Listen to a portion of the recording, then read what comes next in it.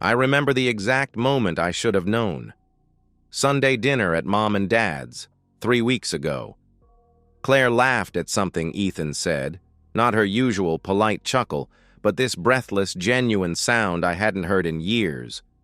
I was cutting into my pot roast when it happened, and the knife slipped slightly in my grip. The laugh lasted maybe 3 seconds, long enough for me to glance up and see her face transformed, animated in a way that made my chest tighten. She was looking at my brother like he'd just told her the funniest joke in the world.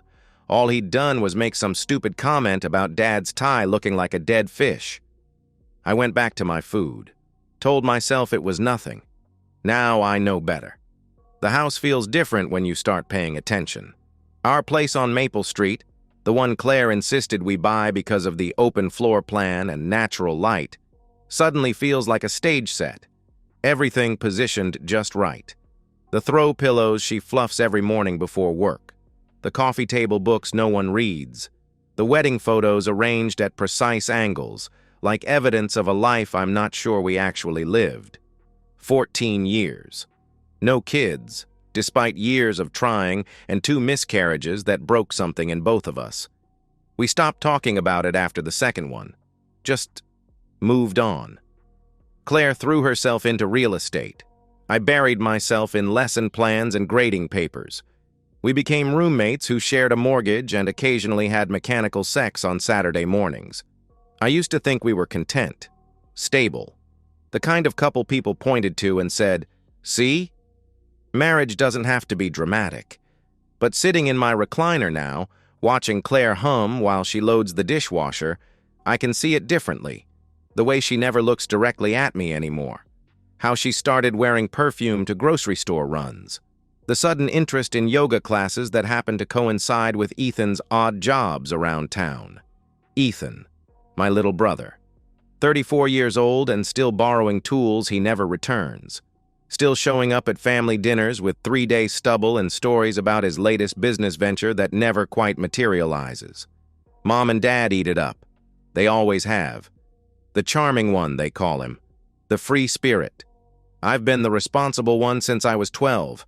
The one who got good grades, went to college, married his girlfriend, bought a house, held down a steady job. I thought that mattered. I thought loyalty meant something. 3 weeks ago, when Claire laughed at Ethan's joke, she touched his arm. Just a brief contact, her fingers on his forearm while she caught her breath. I saw it happen, felt something cold settle in my stomach. But I didn't say anything. I never say anything. Tonight, Claire is telling me about her day while she wipes down counters that are already clean. A difficult client. A showing that went well. Her voice has that practiced quality, like she's reading from a script. I make appropriate sounds, nod at the right moments. She's wearing the blue dress I bought her for our anniversary, the one she said made her feel beautiful. She hasn't worn it for me in months, but apparently Tuesday evening dishwashing calls for special attire. "Mark?" "You're quiet tonight," Claire said. I looked up from my paper. "Just tired. Long day with the sophomores."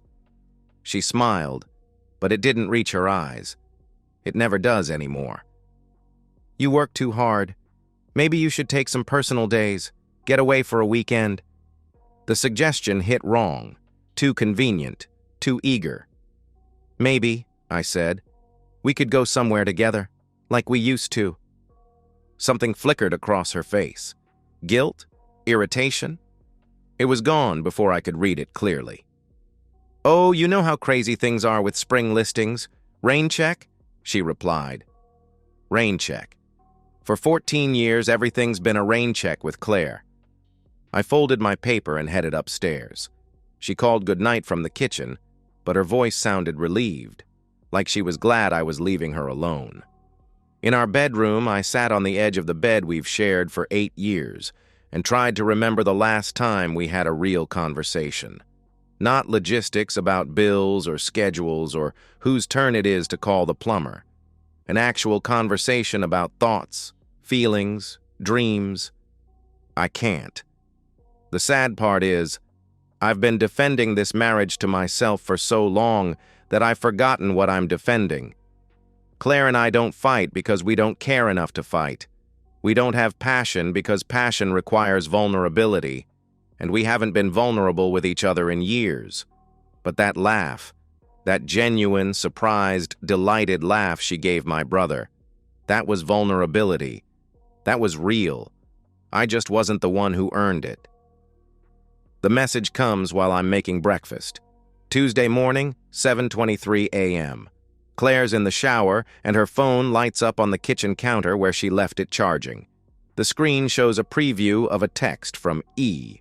Same time tomorrow? I stare at those 4 words while the coffee maker gurgles behind me. Such a simple message. Innocent even, if you don't know the context. But I know Ethan's number by heart. I've been calling it since he got his first cell phone in high school, usually to bail him out of some mess or another. The screen goes dark. I keep stirring scrambled eggs that no longer smell appetizing. Claire comes downstairs humming, while she towel dries her hair. She's wearing a new blouse I haven't seen before, navy blue silk that costs more than I spend on clothes in 3 months. "Morning, hun," she said, kissing my cheek in that automatic way married people do. Her lips felt cold. She reached for her phone without looking at me, glanced at the screen, and I watched her face carefully. Nothing. No reaction. Just the same pleasant, distant expression she wears when checking weather or email. "Anything important?" I asked. "Just work stuff," she replied. She slipped the phone into her purse and smiled. "You're up early today." "I'm up early every day. Have been for years." But I didn't correct her. After she left for the office, I sat in the kitchen surrounded by the remnants of our perfectly normal morning. Coffee cups in the sink, her toast crumbs on the counter, the faint scent of her perfume still hanging in the air. Same time tomorrow? I've never been good with technology, but 14 years of teaching high school has taught me a few things about digital footprints. Kids think deleting messages makes them disappear. They don't understand about cloud backups and data recovery. Neither, apparently, does my wife. I went upstairs to our bedroom and found Claire's old iPad in the nightstand drawer.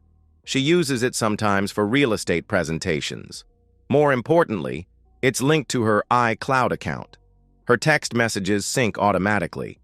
The device took forever to wake up. My hands were shaking slightly as I navigated to messages. There was the conversation with E.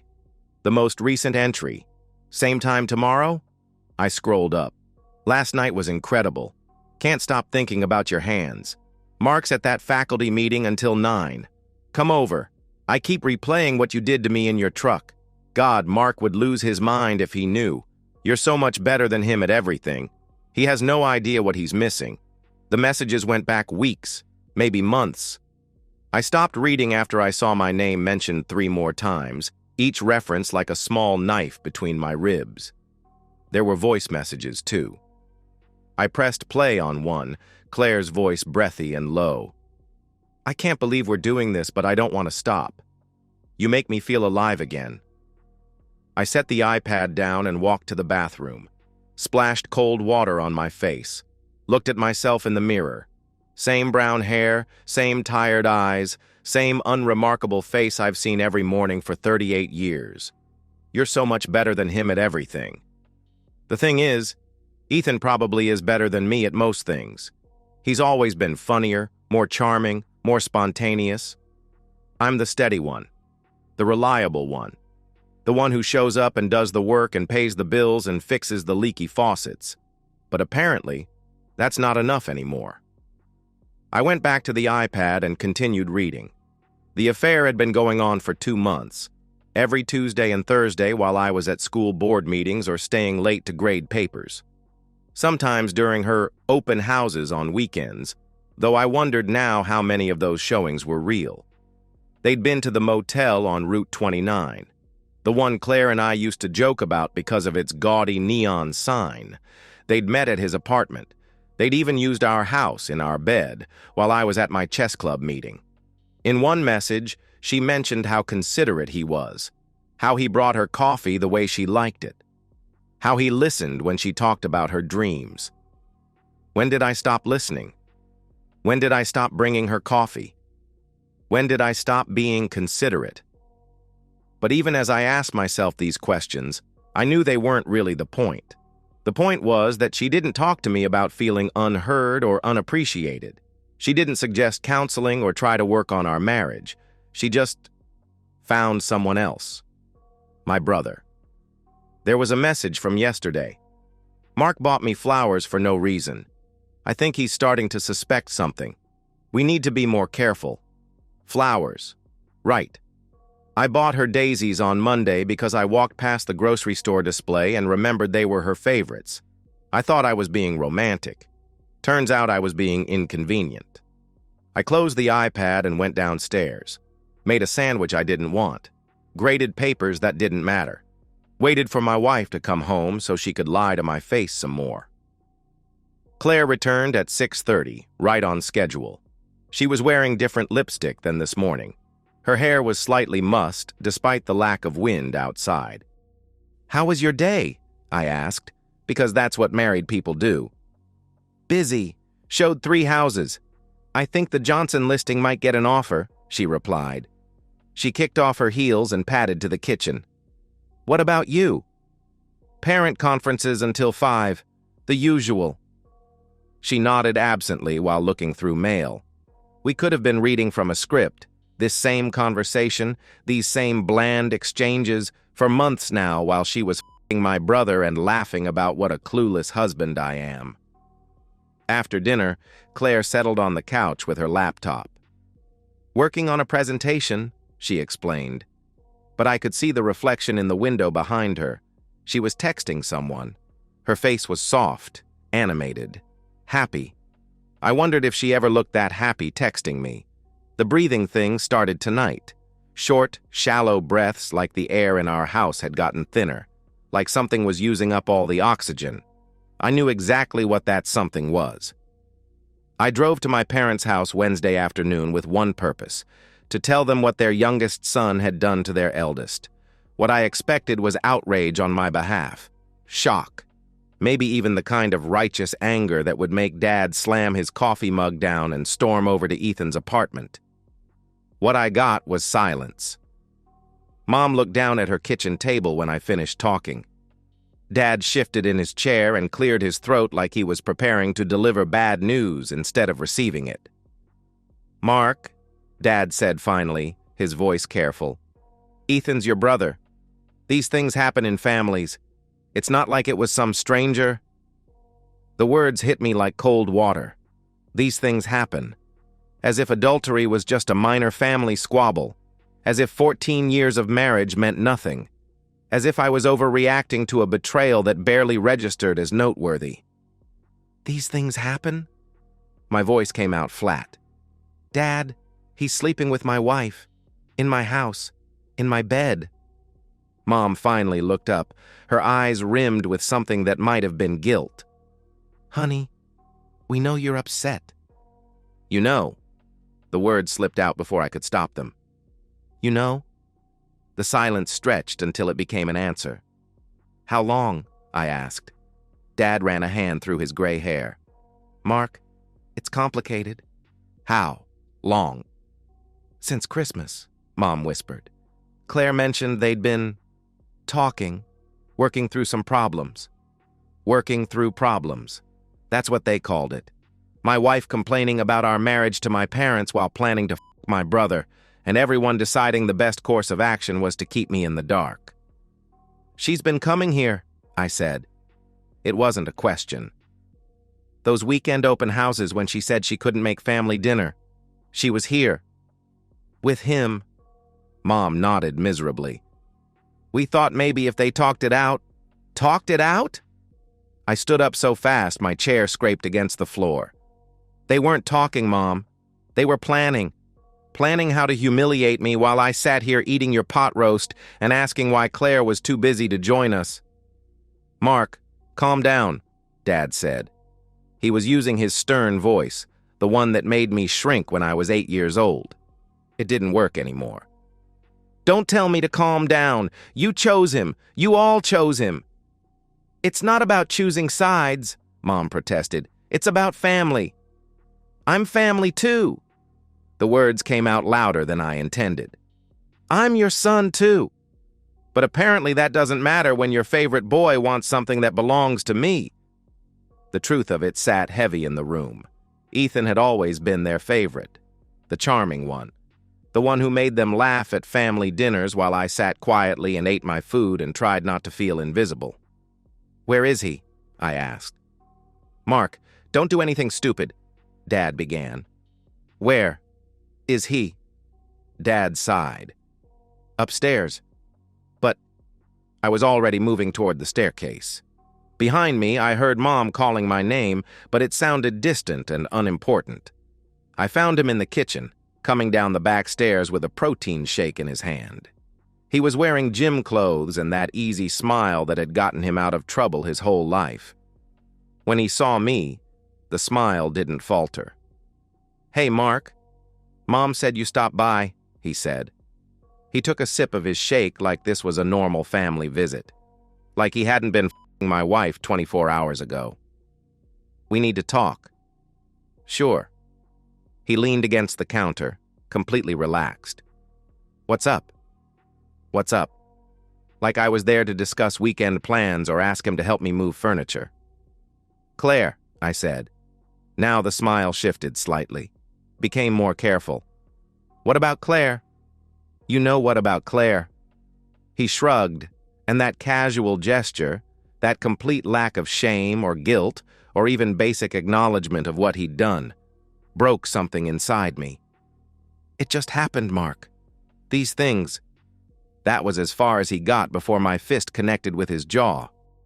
I'd never hit anyone in my life, never been in a fight, never thrown a punch, never even raised my voice in anger. But 38 years of being the good son, the reliable brother, the steady husband, all of it exploded in one moment of perfect clarity. Ethan staggered backward, his protein shake flying across the kitchen floor. His hand went to his mouth, came away bloody. Jesus Christ, Mark, he shouted. Behind me, Mom screamed. Dad started saying something about calling the police. But I wasn't listening anymore. I was looking at my brother, really looking at him for the first time in years. He wasn't charming. He was selfish. He wasn't free-spirited. He was lazy. He wasn't lovable. He was a parasite who took what didn't belong to him because he'd never had to work for anything in his life. And everyone had protected him. Everyone had made excuses for him. Everyone had enabled him to become the kind of man who would steal his brother's wife and then act surprised when there were consequences. You broke my f***ing jaw! Ethan's voice was muffled by the hand covering his mouth. Good, I said.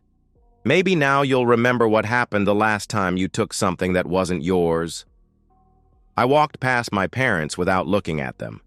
In the driveway, Dad called after me, something about working this out like adults. But I was done working things out. I was done being the adult in a family that treated me like a child. The steady one had just become unpredictable, and it felt fantastic. I drove for 3 hours without going anywhere specific. Past the high school where I'd taught for 12 years, past the diner where Claire and I had our first date, past the motel where she'd been meeting my brother every Tuesday and Thursday. My phone rang constantly. Claire, Mom, Dad. I didn't answer. Couldn't think of a single thing any of them could say that would matter now. Eventually, I ended up at Riverside Park, sitting on a bench overlooking the James River. It was the same bench where I'd proposed to Claire 8 years ago. I remembered thinking then that we were building something solid together, something that would last. I was wrong about a lot of things. My phone buzzed again. This time it was a text from Claire. Where are you? Your parents called. We need to talk. We need to talk. After 2 months of sneaking around, now she wanted to talk. I thought about the voice message I'd heard this morning. You make me feel alive again. The implication being that I made her feel dead. That our marriage was something to be endured rather than enjoyed. You're too loyal, she'd told me once. It's almost boring. I thought she was joking. Now I wondered if it was the most honest thing she'd ever said to me. Another text. Mark, please. I know you're angry, but we can work through this. Work through this. Like it was a communication problem instead of a complete betrayal of everything we'd promised each other. A third text. I love you. Please come home. I love you. 3 words that should mean everything and now meant nothing. Because if she loved me, really loved me, she wouldn't have been able to do what she did. The sun disappeared behind the trees, and the temperature dropped. I should go home, face whatever conversation was waiting for me, play the role of the hurt husband trying to save his marriage. But I didn't want to save it anymore. That was the revelation sitting there in the growing darkness. I didn't want to forgive Claire. I didn't want to work through our problems. I didn't want to pretend that what happened was some kind of mistake we could recover from. I wanted to be done.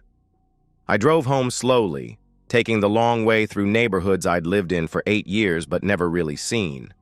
The houses looked different in the dark, bigger, more mysterious, like they belonged to other people living other lives. Our house was lit up when I pulled into the driveway, every window glowing, like Claire was trying to signal that life went on as normal. She was waiting in the living room when I walked in, still wearing the blue silk blouse from this morning, though it was wrinkled now. Her eyes were red from crying. Thank God, she said, standing up. I was so worried. Your parents said... I know what my parents said. She stopped moving toward me. Something in my voice, maybe, or my posture, or the fact that I wasn't rushing to reassure her that everything would be okay. Mark, we need to talk about what happened with Ethan, she said. No, we don't. He said you hit him. That's not like you. How would you know what's like me? You haven't been paying attention. Her face crumpled slightly. I deserve that. I know I've made mistakes. Mistakes? The word came out flat. Claire, mistakes are forgetting anniversaries or leaving dishes in the sink. What you did was a choice. Multiple choices made over months to lie to me every single day. I never meant for it to happen. It just happened. Right. Your clothes just fell off. You just happened to be in the same bed where I sleep every night. You just accidentally sent voice messages about how much better he is than me. She went very still. You read my messages. I did. That's a violation of my privacy. The audacity of it almost made me laugh. Your privacy? You've been f***ing my brother in our house and you're worried about privacy? Don't be crude, she said. Claire, you spent 2 months being crude with Ethan. You described things you did with him that you've never done with me. You compared us, in detail, so don't suddenly develop delicate sensibilities. She sank back into her chair, tears starting again. I didn't mean those things. I was just caught up in the excitement. Excitement. That's what she called destroying our marriage. Did you ever love me? I asked. The question caught her off guard. Of course I love you. That's why we can work through this. That's not what I asked. Did you ever love me? Really love me? Or was I just convenient? She opened her mouth to answer, then closed it. The silence stretched until it became an answer. I see, I said. I went upstairs to our bedroom and pulled my old duffel bag from the closet. Claire followed, talking the whole time about counseling and forgiveness and working to rebuild trust. I packed methodically. Clothes, toiletries, the journals I'd kept since college. Where are you going? She asked. Away. For how long? I looked at her standing in the doorway of the bedroom we'd shared for 8 years. She was still beautiful, still the woman I thought I'd grow old with. But she was also a stranger who'd been playing a role for months, maybe years. I don't know. Mark, please. I'll do anything. I'll never see him again. I'll quit real estate and find another job. We can move somewhere else, start over. Start over. Like geography could fix what was broken between us. It's too late for that. It's never too late. Marriage is about forgiveness, about choosing each other even when it's hard. You're right, I said, zipping up the bag. It is about choosing each other. But you didn't choose me, Claire. You chose Ethan. You chose excitement over stability. You chose lies over truth. At the front door, I turned back to look at her one last time. I left the house keys on the kitchen counter, I said. My lawyer will be in touch. Your lawyer? Her voice went very small. Mark, no. We can work this out. We just need time. We had time. 14 years of it. You decided to spend the last 2 months of that time with someone else. I walked out into the night air and didn't look back. Behind me, I heard Claire calling my name, but it sounded distant and unimportant, like someone else's problem. The divorce attorney had sharp eyes and a sharper reputation. Rebecca Morrison. Her office overlooked downtown Richmond, all glass and steel that made you feel like you were floating above the messy lives of ordinary people. Mr. Ellison, she said, reviewing the documents I'd brought. This is quite thorough. Text messages, call logs, financial records. You've been busy. I'm a teacher. I believe in documentation. She almost smiled at that. What are you looking for in terms of settlement? No alimony. I want a clean break. She can have the house. I don't want it anymore. Just my retirement account and half the other assets. That's generous considering the circumstances. I don't want her money. I want her gone. Rebecca nodded and made notes. Virginia is a no-fault state, but adultery can still influence property division and spousal support. With this evidence, we can certainly ensure you won't be paying alimony. Good. I'll file the papers this afternoon. Your wife will be served within 48 hours. After the lawyer, I sat in my truck across from Claire's real estate office and composed an email to her broker. Mr. Chen, I thought you should be aware that one of your agents has been conducting personal business during work hours. Please see attached screenshots showing romantic text messages sent from company devices during showings and office time. Respectfully, Mark Ellison. I attached 3 screenshots, just enough to create problems without opening myself to legal issues, and hit send. Next stop, the bank. I removed my parents from my emergency contacts and updated my beneficiary information. At home, my temporary apartment across town, I updated my will, removed family as executors, changed passwords on every account I could think of. The administrative nature of divorce was oddly comforting. Each form completed, each signature notarized, each loose end tied up, brought me closer to freedom from people who never deserved my loyalty in the first place. My phone rang constantly. I didn't answer. After the 3rd voicemail from my mother, I listened to one. Mark, honey, please call me back. I know you're angry, but family is family. We can work through this. Ethan feels terrible about what happened. He wants to apologize. Ethan feels terrible. Not about destroying my marriage, but about getting punched for it. I deleted the message without listening to the others. Tuesday afternoon, Claire showed up at my apartment. I watched through the window as she sat in her car for 10 minutes, gathering courage. When she finally knocked, I opened the door but didn't invite her in. The divorce papers, she said. Mark, this is insane. You can't just throw away 14 years. I'm not throwing them away. You already did that. 1 mistake. 2 months of mistakes. Hundreds of lies. Thousands of opportunities to stop and remember you were married. Her eyes filled with tears. I know I hurt you. I know I was wrong. But this is extreme. Divorce? We can go to counseling. We can work through this. Claire, I need you to understand something. This isn't a negotiation.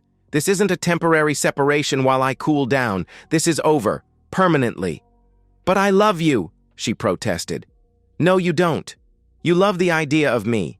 The steady income, the predictable schedule, the husband who never questions where you go or what you do. But you don't love me. I closed the door while she was still talking. Through the window, I watched her sit in her car for another 20 minutes, probably calling Ethan or my parents to complain about my unreasonableness. Wednesday evening, my mother showed up. I almost didn't answer the door, but curiosity got the better of me. "Mark, this has gone far enough," she said. She was using her disappointed mother voice, the one that used to make me apologize even when I hadn't done anything wrong. "Has it? You can't just cut off your entire family over this. Ethan made a mistake." "Stop." I held up a hand. "You had a choice when you found out about the affair. You could have told me, protected me, shown loyalty to the son who's never caused you a moment's trouble. Instead, you chose to protect Ethan." "We were trying to protect everyone," she began. "You were protecting your favorite son at my expense, just like you've done our entire lives." Her face went white. "That's not true." "Isn't it? Who did you call when Ethan got arrested for drunk driving? Me. Who bailed him out? Me. Who paid his credit card debt when he couldn't find work? Me. And when he decided to destroy my marriage, who did you support? Him. You're being dramatic." "I'm being honest, and the truth is, I don't want to be part of a family that values charm over character." She tried to hug me. I stepped back. "Don't," I said. "You made your choice. Now live with it." She left crying, and I felt nothing. No guilt, no regret, no sadness. Just relief that the conversation was over. Thursday, my principal called about my resignation letter. I explained the situation in clinical terms: divorce, family issues, need for a fresh start. "I'm sorry to hear that, Doctor," Williams said, "but you're one of our best teachers. Are you sure you want to transfer?" "I'm sure.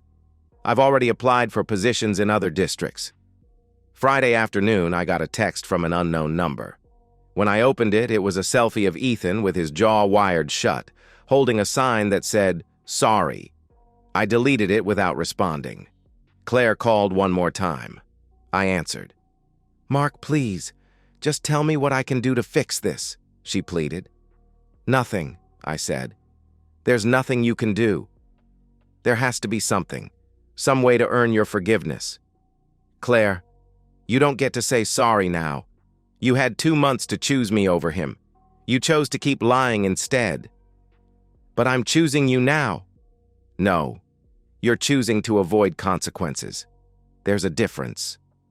The line went quiet for a long moment. "I never meant for this to happen," she said finally. "Yes, you did. Maybe not consciously at first, but every time you texted him back, every time you met him somewhere, every time you looked me in the eye and lied about where you'd been, those were choices. You meant all of it." I hung up and turned off my phone. 6 months later, I was sitting in my classroom in Harrisonburg, grading essays about the Revolutionary War while snow fell outside my window. The school was smaller than my old one, the students more engaged, the administration less political. I taught 5 sections of American history and sponsored the chess club. It was a good life. Quiet, but good. My apartment was Spartan: a couch, a bed, bookshelves, and not much else. No photos, no mementos, nothing that connected me to the life I used to live. I ate dinner alone, graded papers alone, watched old movies alone. Some people might call it lonely. I called it peaceful. The divorce was finalized 3 months ago. Claire got the house just like I wanted. She also got the debt that came with it. Apparently, real estate wasn't as lucrative as she'd pretended. I heard through my former colleague that she had to take a job with a different agency after the personal conduct issues at her old firm. I didn't feel sorry for her. Ethan left Virginia. Someone told someone who told someone that he moved to Florida, though I didn't know if that was true. I didn't care if it was true. My parents tried calling for weeks after I moved. I never answered. Eventually, the calls stopped. 2 months ago, my mother had some kind of health scare. A neighbor mentioned it to my former principal, who mentioned it to a teacher who thought I should know. I didn't call. I didn't visit. I didn't send flowers. They weren't my emergency contact anymore. They lost that privilege when they chose to enable my betrayal instead of preventing it. The hardest part wasn't the loneliness. It was the way other people reacted when they found out I had no family. The pitying looks, the careful questions about holidays and birthdays. They didn't understand that cutting them off wasn't a punishment. It was self-preservation. You can't trust people who've proven they'll sacrifice you for someone else's convenience. You can't love people who think your pain matters less than their comfort. Tonight, like most nights, I sat at my desk and graded papers until my eyes got tired. Then I made a simple dinner and read until bedtime. The routine was soothing in a way my old life never was. No drama, no hidden agendas, no wondering what secrets people were keeping. There was a teacher here, Jennifer, who seemed interested in more than friendship. She was divorced too, understood the need for space and time. We'd had coffee a few times, talked about books and movies and safe topics that didn't require sharing emotional wounds. Maybe someday I'd be ready for that kind of risk again. But not yet. I thought about Claire sometimes, usually when I was grading papers about loyalty and honor and the principles that built this country. I wondered if she ever thought about me, or if I'd become just another closed chapter in her life story. I hoped she'd learned something from the experience, though I doubted it. People like Claire, people like my family, don't change. They just find new ways to justify old patterns. The snow was getting heavier outside. Tomorrow would probably be a snow day, which meant I could spend Saturday reading instead of grading. Small pleasures, but real ones. My phone buzzed with a text from an unknown number. For a moment, my pulse quickened. Old habits die hard. But it was just Jennifer, asking if I wanted to see a movie this weekend. I thought about it for a moment, then texted back, yes. Progress comes in small steps. Trust rebuilds slowly, if at all. But sitting there in my quiet apartment, watching snow cover the world in clean white, I felt something I hadn't felt in years. Peace. Not the fragile peace of denial or avoidance, but the deep peace that comes from knowing exactly where you stand. No hidden agendas, no secret betrayals, no family members plotting against you while smiling at dinner. Just the truth, finally, after all this time. They thought I needed them. The wife who preferred my brother, the brother who took what wasn't his, the parents who enabled his theft. They thought I would come crawling back eventually, apologizing for my overreaction and begging to be included in their dysfunction again. They were wrong. I needed to leave them far more than I ever needed to keep them. The snow kept falling, covering everything in silence. Tomorrow I'd wake up in a world made new, clean and white and full of possibility.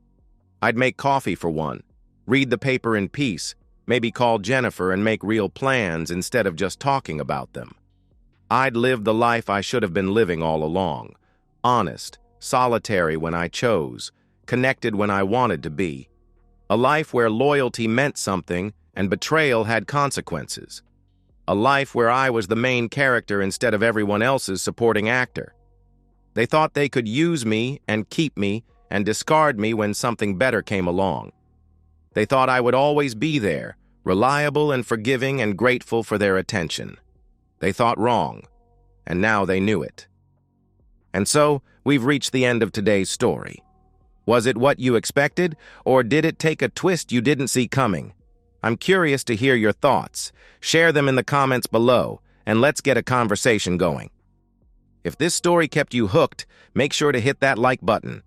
And if you're new here or just haven't subscribed yet, now's the perfect time to join our community.